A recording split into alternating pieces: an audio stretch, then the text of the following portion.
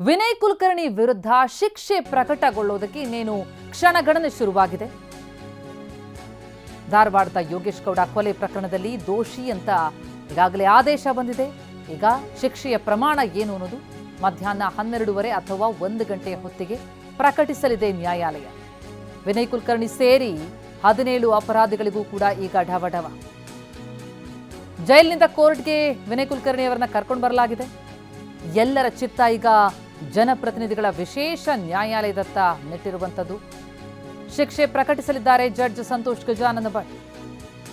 ಈಗಾಗಲೇ ವಿನಯ್ ಪರ ವಕೀಲರು ಶಿಕ್ಷೆ ಪ್ರಮಾಣ ಕಡಿಮೆ ಮಾಡಿ ಅವರು ಸಾರ್ವಜನಿಕ ಜೀವನದಲ್ಲಿದ್ದವರು, ಜನಪ್ರತಿನಿಧಿಯಾಗಿ ಕೆಲಸ ಮಾಡಿದವರು ಅಂತನ್ನುವಂಥ ವಕಾಲತ್ತು ಮಾಡಿದ್ದಾರೆ. ಆದರೆ ಇವತ್ತು ಏನಾಗುತ್ತೆ ಅನ್ನೋದು ಕುತೂಹಲ ಮೂಡ್ತಾ ಇದ್ದು. ಈ ಬಗ್ಗೆ ಇನ್ನಷ್ಟು ಡೀಟೇಲ್ಸ್ ಕೊಡ್ತಾರೆ ನಮ್ಮ ಪ್ರತಿನಿಧಿ ರಮೇಶ್ ಈಗ ಸಂಪರ್ಕದಲ್ಲಿದ್ದಾರೆ. ರಮೇಶ್, ವಿನಯ್ ಕುಲಕರ್ಣಿ ದೋಷಿ ಅಂತ ಪ್ರಕಟ ಆಗಿದೆ. ಈಗ ಶಿಕ್ಷೆಯ ಪ್ರಮಾಣ ಎಷ್ಟಾಗ್ಬೋದು ಅನ್ನುವಂತಹ ಒಂದು ಕುತೂಹಲ ಇದೆ. ಸಹಜವಾಗಿ ಈಗ ಅಪರಾಧಿಗಳ ಆತಂಕ ಹೆಚ್ಚಳ ಮಾಡ್ತಾ ಇರುವಂಥದ್ದು. ಎಷ್ಟೊತ್ತಿಗೆ ಬರಬಹುದು, ಏನಾಗ್ಬೋದು, ಸಾಧ್ಯತೆಗಳು ಏನು ಕಂಡು ಬರ್ತಾ ಇದೆ?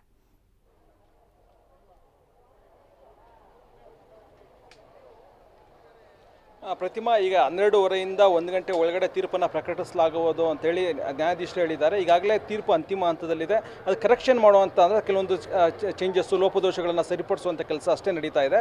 ಈಗ ಅದನ್ನೆಲ್ಲ ಪೂರ್ಣಗೊಳಿಸಿ 12:30 ಅಥವಾ 1 ಗಂಟೆ ಒಳಗಡೆ ನಾವು ತೀರ್ಪನ್ನು ಪ್ರಕಟ ಮಾಡ್ತೀವಿ ಅಂತೇಳಿ ಜಡ್ಜ್ ಸ್ವತಃ ಹೇಳಿದ್ದಾರೆ.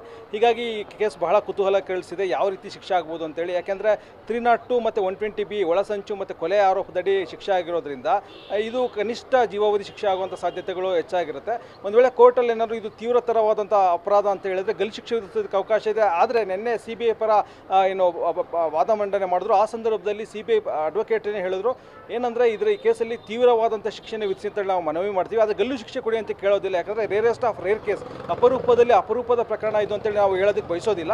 ಬದಲಾಗಿ ಇದು ಬಹಳ ಗಂಭೀರ ಪ್ರಕರಣ. ಹೀಗಾಗಿ ಇದನ್ನು ತೀವ್ರವಾದ ಶಿಕ್ಷೆ ಅಂದರೆ ಅವ್ರ ಜೀವನ ಪರ್ಯಂತ ಜೈಲಿನಲ್ಲಿ ಉಳಿಯುವಂತಹ ಶಿಕ್ಷೆಯನ್ನು ಕೊಡಿ, ಕ್ಷಮೆ ಇಲ್ಲದಂತಹ ಜೀವಾವಧಿ ಶಿಕ್ಷೆಯನ್ನು ಕೊಡಿ ಅಂತೇಳಿ ಕೇಳಿದ್ದಾರೆ. ಯಾಕೆಂತಂದರೆ ಈಗ ಜೀವಾವಧಿ ಶಿಕ್ಷೆ ಅಂತೇಳಿ ಏನಾದರೂ ಕೋರ್ಟ್ ಆದೇಶ ಮಾಡಿದ್ರೆ ಆಗ 14 ವರ್ಷ ಆದಮೇಲೆ ಸರ್ಕಾರ ಅವ್ರಿಗೆ ರೆಮಿಷನ್ ಕೊಟ್ಟು ಕ್ಷಮಾದಾನ ಕೊಟ್ಟು ಅವ್ರನ್ನ ಬಿಡುಗಡೆ ಮಾಡ್ಬೋದು ಸನ್ನಡತೆ ಆಧಾರದ ಮೇಲೆ.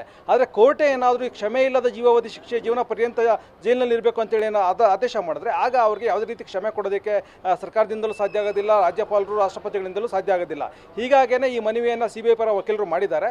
ಆದರೆ ಇದಕ್ಕೆ ಈಗಾಗಲೇ ಅಪರಾಧಿಗಳ ಪರ ವಕೀಲರು ಆಕ್ಷೇಪ ಎತ್ತಿದ್ದಾರೆ. ಸ್ವತಃ ವಿನಯ್ ಕುಲಕರ್ಣಿ ಕೂಡ ಮನವಿಯನ್ನು ಮಾಡಿದ್ದಾರೆ. ಮಕ್ಕಳಿದ್ದಾರೆ, ಮದುವೆ ಆಗದಿರುವಂಥ ಮಕ್ಕಳಿದ್ದಾರೆ, ಕ್ಷೇತ್ರವನ್ನು ನೋಡ್ಕೋಬೇಕಾಗಿದೆ. ಹೀಗಾಗಿ ಕಡಿಮೆ ಶಿಕ್ಷೆಯನ್ನು ಕೊಡಿ ಅಂತೇಳಿ ಸ್ವತಃ ವಿನಯ್ ಕುಲಕರ್ಣಿ ಕೂಡ ಮನವಿ ಮಾಡಿದ್ದಾರೆ. ಹೀಗಾಗಿ ಕೋರ್ಟು ಯಾವ ಅಂಶಗಳನ್ನು ಪರಿಗಣಿಸಿ ಏನು ಆದೇಶವನ್ನು ಮಾಡುತ್ತೆ ಅನ್ನೋದನ್ನು ನೋಡಬೇಕಾಗುತ್ತೆ. ಕನಿಷ್ಠ ಜೀವಾವಧಿ ಶಿಕ್ಷೆ ಅಂತೂ ಕನ್ಫರ್ಮ್ ಆಗಿದೆ. ಗರಿಷ್ಠ ಏನಾದರೂ ಶಿಕ್ಷೆ ವಿಧಿಸ್ತಾರಾ ಅನ್ನೋದು ಈಗ ಕಾದು ನೋಡಬೇಕಾಗಿದೆ. ಪ್ರತಿಮಾ. ಎಸ್, ಥ್ಯಾಂಕ್ ಯು ರಮೇಶ್ ತಮ್ಮ ಮಾಹಿತಿಗೆ. 17 ಅಪರಾಧಿಗಳಿಗೂ ಕೂಡ ಈಗ ಆತಂಕ ಮನೆ ಮಾಡಿರುವಂಥದ್ದು. 12:30ರಿಂದ 1 ಗಂಟೆಯ ಹೊತ್ತಿಗೆ ಬರುತ್ತೆ ತೀರ್ಪು.